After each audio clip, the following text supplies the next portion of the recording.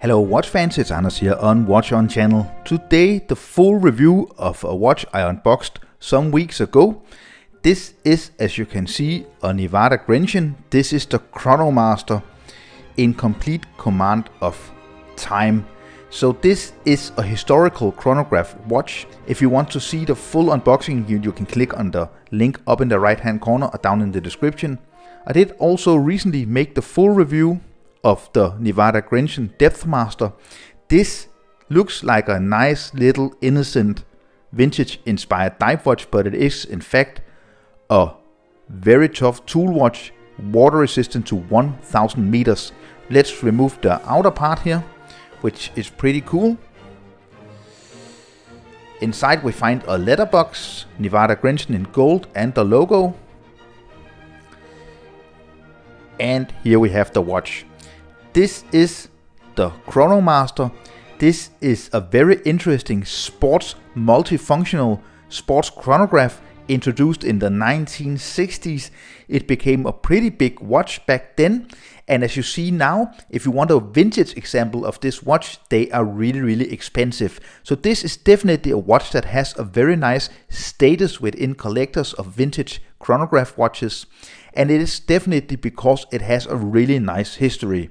So this particular watch is the Nivada Grenchen Chronomaster Orange Boy with the Sellita SW510 manual wind movement, but you can find 15 different versions.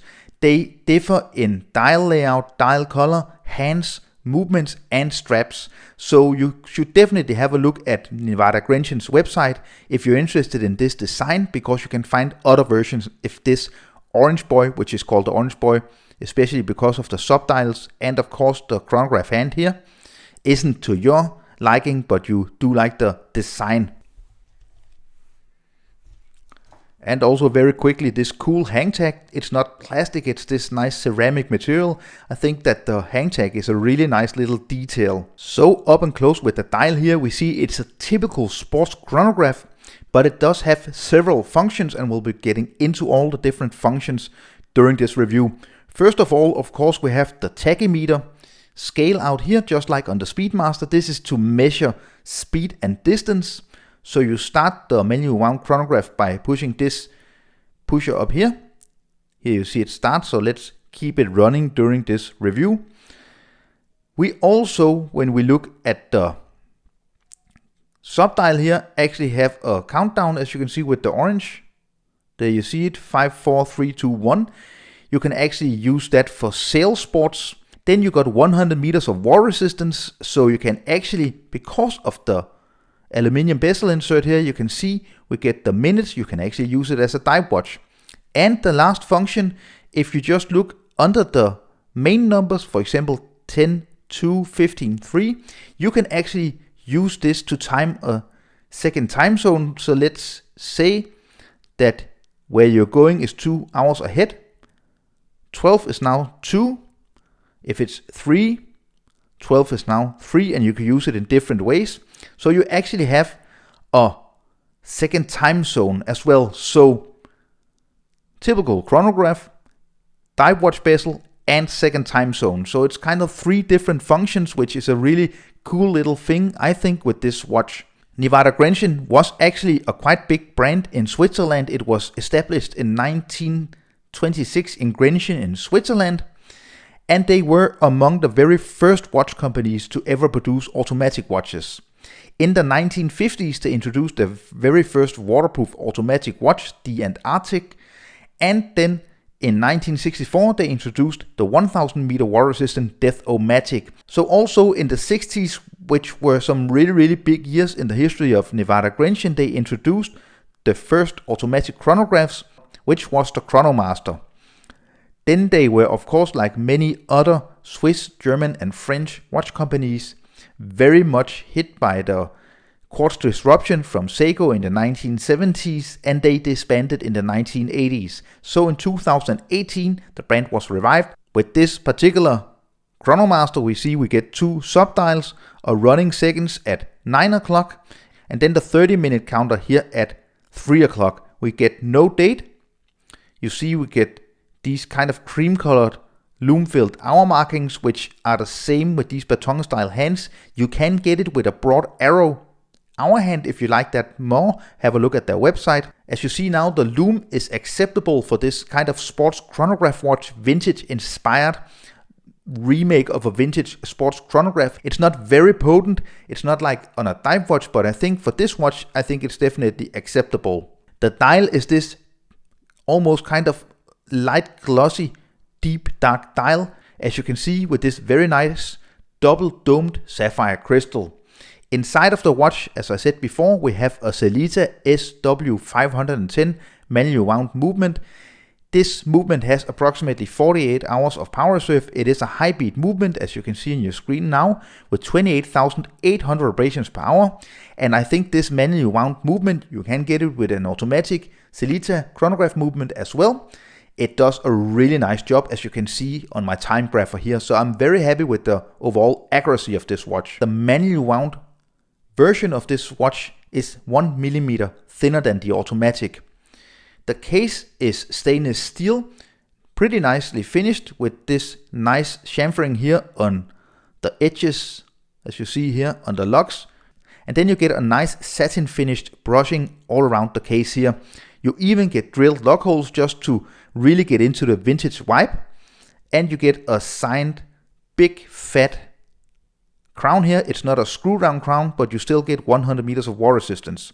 You again push the upper button here at 2 o'clock to stop the chronograph, and then you push the button down here at 4 o'clock to reset it. And it snaps right back. Everything aligns, looks perfect. The case back, as you see, is pretty simple. Nivada, stainless steel, 10 atmosphere Swiss made, Inca block shock system. And then you see the backside of this nice tropic rubber strap. You can of course get it on a leather strap. And I definitely think this watch will look amazing on a leather strap, just like the Speedmaster. This watch, I can just tell now, is a true strap monster. The Tropic rubber strap is really nice quality, nicely finished pin buckle here. Super soft, a lot of holes so you can find the perfect fit, and a lot of holes so your wrist can breathe. And then you also get easy removal spring bars. Approximately 39 millimeters in diameter. 14.1 millimeters in thickness, lug width of 20 millimeters, and lug tip to lug tip just short of 47 millimeters. So all in all, I really like that they kept these smaller vintage dimensions for a sports chronograph. I think that's a really nice choice. If you're looking into getting one of these watches, they're approximately priced at $1,700 US. But have a look at their website. They do have some discounts sometimes. But I think overall, I think it's fairly priced. You buy into history, you buy into a multifunctional, accurate, very nicely top quality built sports chronograph at less than $2,000 US. I think it's a fair deal. So here we have the Chronomaster on my 17.5 centimeter circumference wrist. You can see, although it's a little on the smaller side, it wears really nicely. Definitely does have its presence. It feels a little bit thick on the wrist because you have this big double domed sapphire crystal, and because it's kind of a compact watch compared to the Speedmaster. You see here, the Speedmaster is a 42 millimeter watch. It has the same height as this one.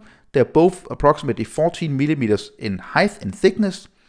It's a little bit longer on the lugs, but because of this lyre shaped case, it just sits much flatter, the Speedmaster, on the wrist compared to the Nivada Grenchen Chronomaster.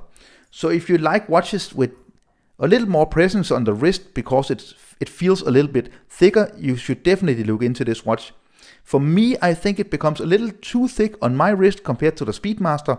I actually think the Speedmaster fits my wrist better, although the Speedmaster is approximately 3 millimeters larger than this watch at 42 millimeters. But I must say that I think overall you get a really nice watch with this Chronomaster. I think for less than $2,000 US, I think it's actually a pretty good deal if you're looking for one of these vintage inspired remakes of legendary sports chronograph watches from a real Swiss brand.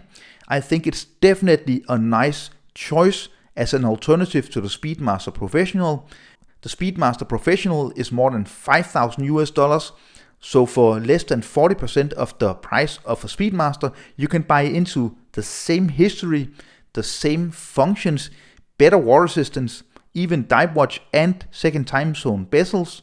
I do really like the action of the pushers, and I really appreciate the fact that they put this big crown on the watch. It makes it very easy to operate, it makes it very easy to wind, because this is a manual wound watch. You need to wind it from time to time, every second day at least.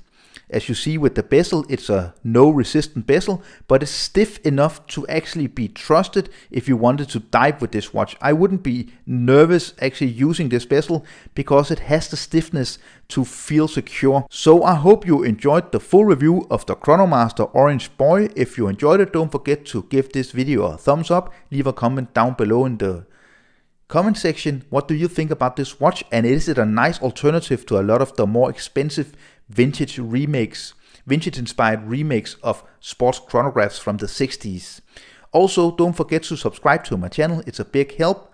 Thank you so much for watching one of my videos again. I will see you next time. Thank you, bye.